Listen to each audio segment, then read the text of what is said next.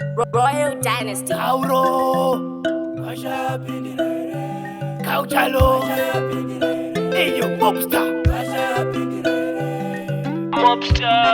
Sikotesera vangu vanga vari mambo vafa asi ndauya semupambo ai ndauya semupambo ndichida umambo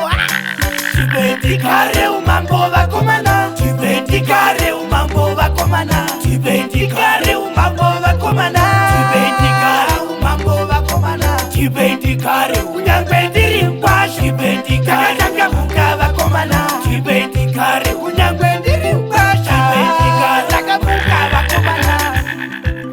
Pavana vese vasara pananokwasa kugara umambo mapara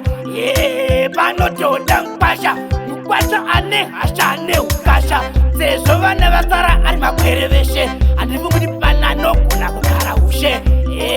panotoda mkwasha vanoda kukwata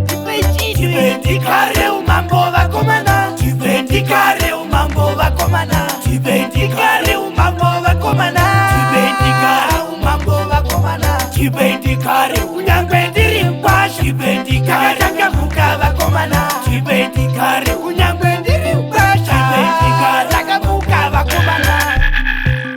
Zvekuti ndiri mukwasha ndezvenyizvo zvekuti handisi hama yenyu ndezvenyizvo zvekuti handisi rudzi rwenyu ndezvenyizvo makachofuma yangu yakawanda ipi ndezvenyizvo mambo hukufa nhakouya kuneni zvekuti ndiri mukwasha zvinei nemi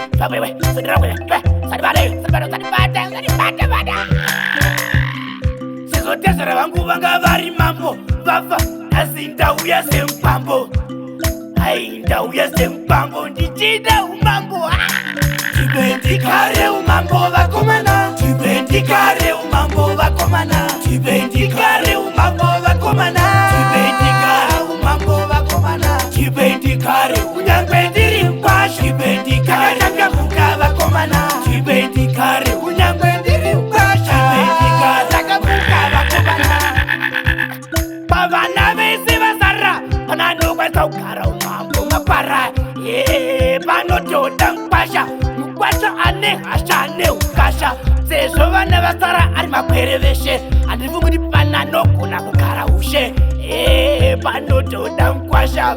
vanoda kukwata Tibendikare umambo vakomana Tibendikare umambo vakomana Tibendikare umambo vakomana Tibendikare umambo vakomana Tibendikare unyangwe ndiri mkwasha Tibendikare takamuka vakomana Tibendikare unyangwe ndiri mkwasha Tibendikare takamuka vakomana Mobster